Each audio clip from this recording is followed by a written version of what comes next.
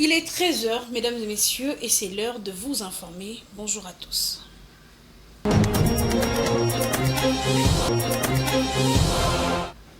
Il l'a dit, j'ai noté d'elle un caractère de discipline dans le travail, mais surtout beaucoup de technicité et de professionnalisme. Ces propos du Premier ministre sortant, Jean-Michel Sama-Lukonde, qui a eu un tête-à-tête avec sa successeur Judith Soumenoir ce jeudi 4 avril à Kinshasa.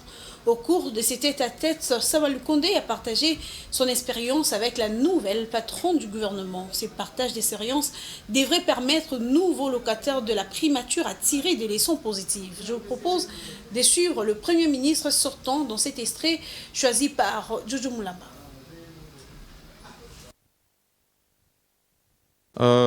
Je suis venu voir la première ministre, Madame Judith Suminwa-Tuluka, d'abord pour lui présenter mes félicitations.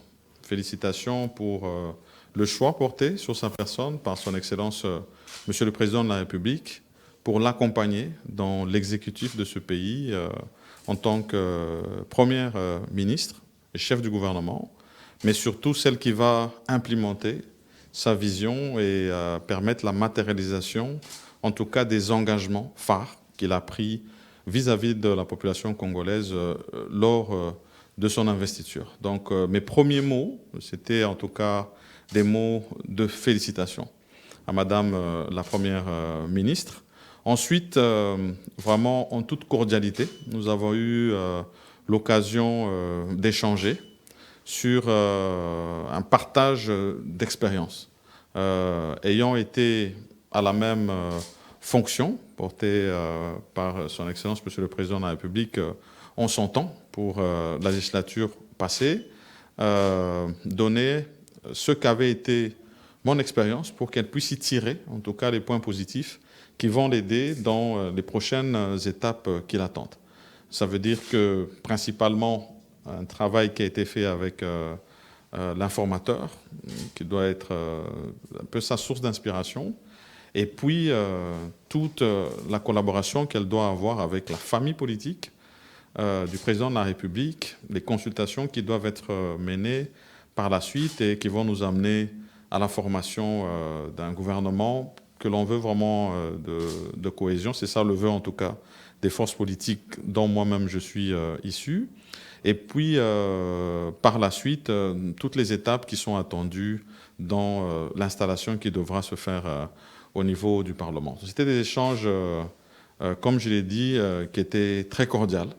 Et vraiment, je lui souhaite plein succès, non seulement dans ces premières étapes qui doivent être accomplies, et où je sais qu'elle aura vraiment l'accompagnement de son Excellence, Monsieur le Président de la République, mais surtout dans la suite, dans les attentes de notre population sur tous les engagements qui ont été donnés. Je reste en tout cas convaincu qu'elle sera à la hauteur de la tâche. Dans un autre chapitre sur 108 entreprises et établissements publics, seuls 9 ont déposé leur état financier pour l'exercice 2023 à la Cour des comptes. Voilà ce qu'a révélé le premier président de la Cour des comptes lors de la journée de vulgarisation de la loi numéro 18/024 du 13 novembre 2018 portant composition, organisation et fonctionnement de la Cour des comptes. Placé sous les thèmes « Les dépôts des états financiers à la Cour des comptes », cette activité a eu lieu ce jeudi 4 avril à Kinshasa. Jojo Moulamba et Giscard Tamba y étaient. Les dépôts des états financiers à la Cour des comptes, c'est le thème de la journée de vulgarisation de la loi numéro 18/024 du 13 novembre 2018 portant composition, organisation et fonctionnement de la Cour des comptes à l'intention de mandataires publics. Une journée qui a eu lieu ce jeudi 4 avril 2024 à Kinshasa et a connu la participation de la ministre d'État en charge du portefeuille sortant, la princesse Adel Kayinda, et d'autres invités de marque. Elle a été non seulement une séance pédagogique, mais aussi surtout un cadre d'échange entre la Cour des comptes et les mandataires publics. D'après le premier président de la Cour des comptes, seuls 9 sur 108 entreprises et établissements publics ont déposé leur état financier pour l'année 2023. La loi organique de la Cour des comptes est pratiquement ignorée de tous les mandataires publics placés à la tête de nos entreprises et établissements publics. Alors que conformément aux articles 30 et 157 de la loi organique de la Cour des comptes.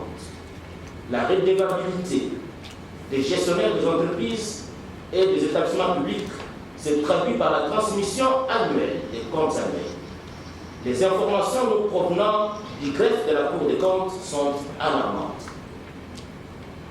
Pour l'exercice 2023, par exemple, jusqu'à ce jour, sur 108 entreprises et établissements publics, 9 seulement ont déposé leurs états financiers, mais sans les documents requis à l'article 157. Cette matinée est la troisième d'une série de journées lancées depuis l'année dernière par la Cour des comptes. La première c'était avec les experts comptables et la deuxième avec la société civile. Pour la prochaine fois, elle peut être élargie à d'autres acteurs comme le souhaite la ministre d'État en charge du portefeuille sortant. C'est vrai que l'échantillon tel que je le vois pour les entreprises du portefeuille n'est pas très représentatif. Moi, je vais vous demander que vous puissiez les inviter, si pas à la Cour des comptes, si pas cela, que vous puissiez venir aussi dans les entreprises parce que ne voyez pas seulement les conseils d'administration. Il y a aussi des personnes ressources qui interviennent qui ne sont pas peut-être conviés ici.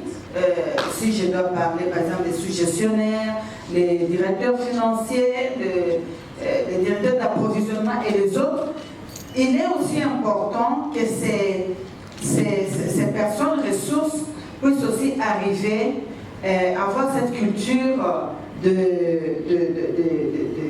cette vulgarisation qui venait d'être faite maintenant. Après les interventions des responsables de la Cour des comptes, la parole a été donnée aux participants qui ont salué cette initiative et ont rassuré à la Cour des comptes leur franche collaboration. Toujours à Kinshasa, quelques députés provinciaux de la capitale ont été reçus par le vice-premier ministre en charge de l'intérieur et sécurité. Ils ont reçu de Maître Peter Kazadi quelques conseils pour une cohabitation pacifique entre l'Assemblée provinciale et l'exécutif afin de faire la différence vécue dans les provinces durant la législature passée où la cohabitation a été généralement exécrable entre les exécutifs provinciaux et les assemblées de province. Je vous propose de suivre à ce sujet le député Lévi Mbouta, élu de Kinshasa. Suivez. Nous sommes des députés provinciaux élus de la province de Kinshasa. On a sollicité une rencontre avec le vice-premier ministre, le ministre de l'Intérieur. Il nous a reçus dans son cabinet de travail. On a échangé sur un certain nombre de points nous préoccupants dans l'Assemblée provinciale et nous sommes très satisfaits. Toutes les préoccupations que nous avons amenées ici, le vice-premier ministre nous a donné des réponses très importantes et nous sommes vraiment satisfaits aux sorties. Et nous sommes convenus avec lui que ça serait un cadre permanent. De temps en temps, lorsque nous avons des difficultés, des problèmes, on viendra vers lui pour que nous puissions poser nos problèmes et attendre éventuellement des solutions. C'est ça, effectivement, nous ne voulons pas revivre ce qu'on a vécu à la législature passée. Nous voulons que cette fois-ci, et le président de l'Assemblée provinciale et l'exécutif, en l'occurrence les gouverneurs et les vice-gouverneurs qui ne sont que l'émanation de l'Assemblée provinciale, puissent travailler en synergie. Parce que notre souci est que la ville de Kinshasa est Ngenga, comme dit les candidats gouverneurs. La ville est Ngenga, il y a des routes, il y a le problème de l'insécurité dans la ville, il y a le problème de courant, il y a le problème de l'eau. Et l'Assemblée provinciale ainsi que l'exécutif, nous allons travailler ensemble pour trouver des solutions aux problèmes de nos concitoyens, nos électeurs qui nous ont élus. C'était ça le plus grand problème de la législature passée, l'incompréhension ou encore le conflit entre la législature ainsi que l'exécutif. Et je crois qu'avec tous les conseils de son Excellence, nous allons très bien marcher, nous allons travailler en synergie pour réussir cette fois-ci. Oui, effectivement, nous avons un ticket. Nous avons un ticket de l'Union sacrée, le mot d'ordre a été donné et le ticket répond pratiquement au profil. Nous avons un gouverneur qui nous a été proposé, c'est un gouverneur qui est compétent, à l'entendre parler, il a des bons projets. Au niveau international, de nombreuses nations se tournent vers l'exploitation durable des ressources naturelles dans le but de se développer. Cette course est lancée au niveau continental alors que les Nations Unies indiquent que l'économie verte inclusive offre à l'Afrique une possibilité crédible de parvenir au développement durable. Pour les autorités africaines, il est plus qu'urgent de saisir les opportunités de l'économie verte inclusive pour parvenir au développement. Edouard Funda nous donne les détails. Pour Pour pallier les problèmes de développement particuliers à la région africaine, notamment la persistance de la pauvreté et du chômage, la détérioration de l'environnement, la vulnérabilité au changement climatique et l'accroissement rapide de la population, de nombreux pays africains se tournent vers l'exploitation durable des ressources naturelles. Selon la Commission économique des Nations Unies pour l'Afrique, l'économie verte inclusive offre à l'Afrique une possibilité crédible de parvenir au développement durable. Dans le but de soutenir les pays africains dans cette voie, la Banque africaine de développement a lancé depuis octobre 2013 des émissions d'obligations vertes permettant aux pays africains de bénéficier de financements destinés aux projets d'énergie durable, de renforcer la résilience des écosystèmes côtiers et forestiers ruraux. Le programme permet aussi la création de connaissances évolutives à l'échelle mondiale sur les solutions à faible intensité de carbone et adaptées au changement climatique. Dans son plan d'action pour la relance verte de la période 2021-2027, l'Union africaine estime que les plans d'action climatique des États africains, consignés dans les contributions déterminées au niveau national, nécessitent pour leur mise en œuvre plus de 300 milliards de dollars d'ici 2030. Par ailleurs, sur les continents où plus de 600 millions de personnes sont encore privées d'électricité, un potentiel de 300 gigawatts pourrait être mis en exploitation d'ici 2030 en mobilisant les ressources nécessaires. Diverses institutions comme Africa 50 œuvrent à relever les défis dans les secteurs. Pour des experts en économie verte, le bon déroulement de la transition des pays africains vers les énergies vertes exige un soutien politique et social renforcé à cause d'incertitudes et de craintes concernant la répartition équitable de coûts et avantages dont cette transition peut s'accompagner.